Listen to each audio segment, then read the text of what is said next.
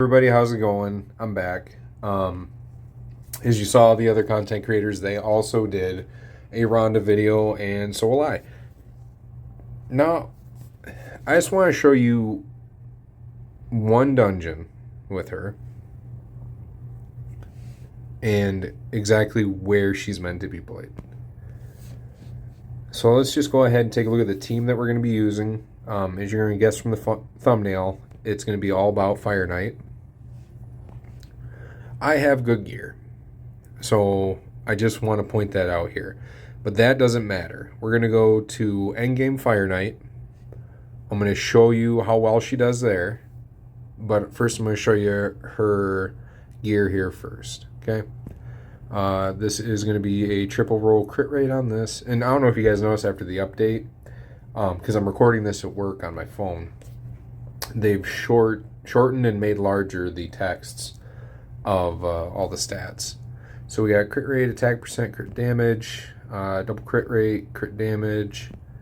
We got crit damage, crit rate. Her boots are attack percentage with a triple speed roll, and then crit damage. And then we have another triple crit rate with attack percentage, main stat chest with crit damage on it. Crit damage gloves with attack percent and crit rate and speed. And then I have her with attack with a double speed roll with a maxed glyph on this, which was nice. I have her in counter attack gear accessories because I thought the team might get hit once and it would proc her to come in and hit 3 times, and that actually turned out to not be the case. So I might switch this up here in a bit because I think I can find her a better ring. Nope. Well, maybe later. We'll take a look here. All her abilities are max except for her A3, which when I get another book, I'll max that. The blessing I've chose, this is a no-brainer if you're going for Fireknight and or any other boss. You want her using Phantom Touch. I know it's a rare awakening, but hear me out. It's amazing, and I can't wait to A2 just to get her that 500 attack damage extra. Because my Rhonda is not amazing in stats. She's at 5,700, but couldn't be better. You know what I'm saying? Her masteries are as follows. She doesn't need accuracy. So you're just going to run her straight offense tree right down here to Giant Slayer. And then, yes, you want methodical because you're wanting to prioritize that A1 that she's going to use, hopefully up to 4 times in an attack. And then I just have her taking less damage, basic counterattack stuff. So that's the Rhonda. Let's go right here. The Kaimar, this is my fast Kaimar. He's going to be 304 speed, 566 accuracy. Your Kaimar, your reset champion, does not need to be this fast. He just has to be faster than everybody else because at the start of the turn, you want them to reset everything. Unless you're using a Renegade, then it's the opposite. You want Renegade to be the slowest. So there's Kaimar. As you can see, we have a shield ring on him. You do want shield accessories for this kind of stuff. Now, if I wanted to push out more damage, I would redo Kaimar's masteries, and I would bring him down here to War Master, and we might shave a second or 2 off. And let's see. Oh. Next one's going to be Lydia. I do have a Ghostborn, and I might try to use the Ghostborn, and I'll do 2 runs, and then we'll compare. But Lydia, as you can see, she has this ring on, which this is usually my Ghostborn because I usually use Ghostborn in my other teams. Lydia's stats are as follows. She's my second fastest at 285, 448 resistance, 322 accuracy. That's only because I use her in my Hydra teams. Her skills are max. She's not awakened with a blessing. Her masteries are for damage, though. As you can see, we come down here and we got War Master trying to push out some extra damage. And then the last 2, everybody in this team is very important, and they are needed. So as you can see, my Sear is in crit damage and savage, or not savage, but lethal. And I have pretty good lethal set on her, to be honest. And I do have her with this ring, which I don't think the ring actually matters. I was thinking that when she ults, she would place the ring first and then remove it, but it doesn't work that way. So I'll probably switch that out at another time. Her stats are as follows: 191 speed, 303 crit damage, 110% crit rate. I'm going to try and get rid of some of that crit rate and pump into that crit damage and maybe get some more speed because I have a new pair of boots for her. But I would lose some accuracy on her. And we'll take her into her masteries here. Take her all the way down to flawless execution for pure damage because you want consistency. And then I have her here with crushing rend.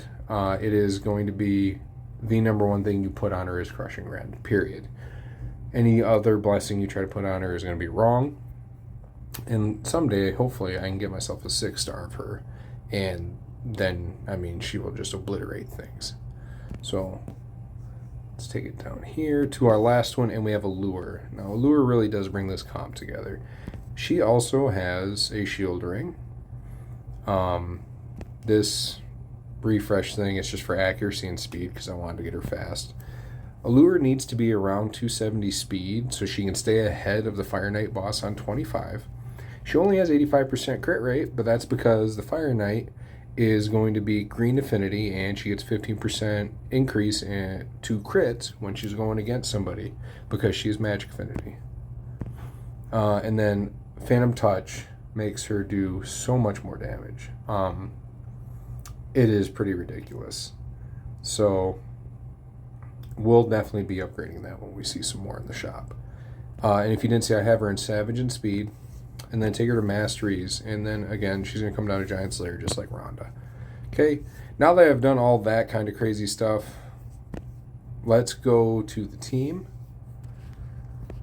My fastest time you saw was like 1:24, but with this team it was like 1:30, and this is very consistent. The team I got 1:24 on, not as consistent. That was with the Royal Guard lead, and everything else that you're looking at was the same. Rhonda makes this safe, believe it or not. Trying not to touch the phone to mess up the audio.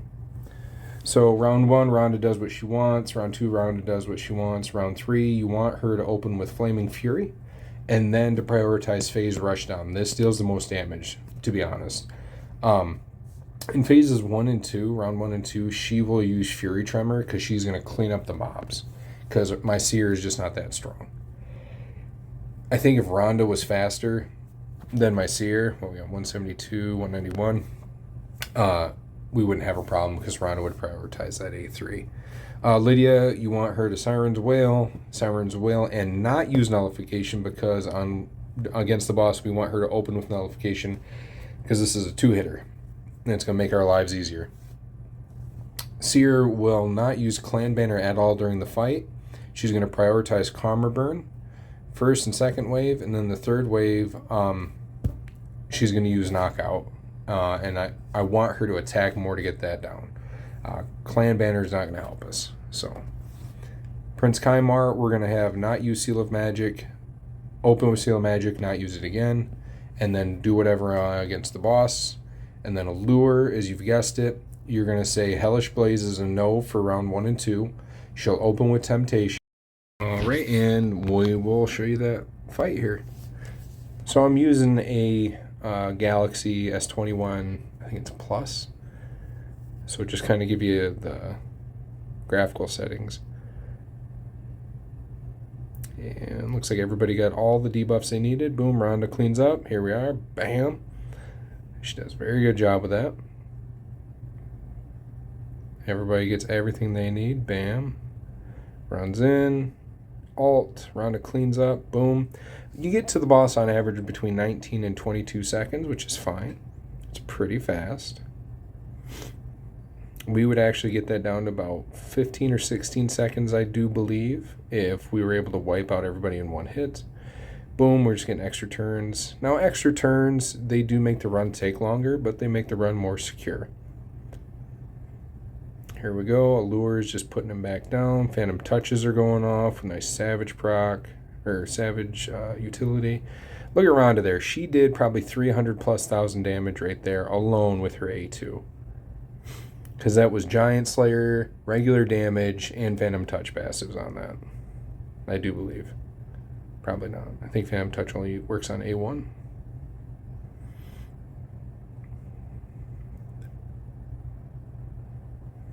Let me get that. Here comes some big damage from Sear. Rhonda does that, gets her extra turn. She's in Relentless, and she's just getting in there.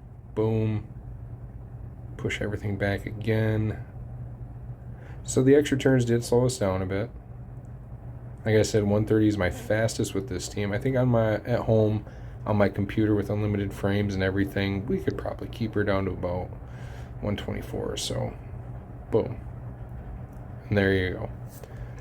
And yeah, have the damage speak for itself. Rhonda does a very good job against this boss. HP percent, it's 5-star. We'll sell it. But yeah, that is going to be it for this. I'm going to make another team. We'll swap out Lydia for Ghostborn and see how we do there. All right, we'll be right back. All right, so that time, I've been doing a couple extra runs. This one was minute 48. Let's see if we can't get it to go again. It's the problem with Lydia not landing her decreased defense and her weaken. All right. That guy disappears. 9 seconds. Come on, do it again. There we go. 2 for 2. All right, this is going to be our fastest time. Rhonda comes in, shakes him up. Boom, boom, boom.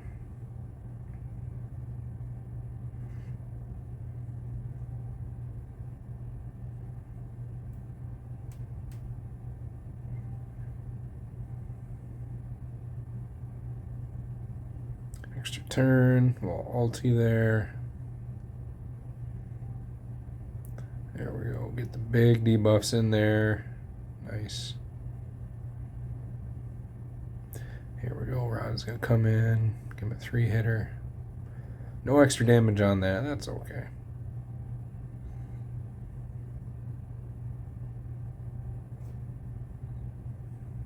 Yeah, with her A2 and it proccing like Giant Slayer, and she gets up to 250, 300,000 damage there.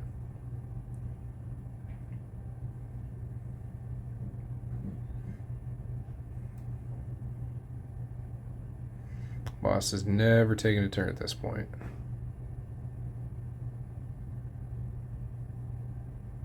Kaimar should reset, I think, here. Nope. That's all right.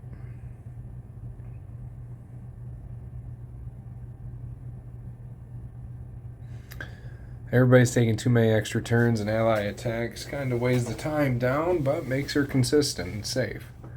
Looking at a minute 45. Not bad. Alright guys, that's going to be it today. I just wanted to make a little video for you. Take care of yourselves. We'll catch you next time. Bye.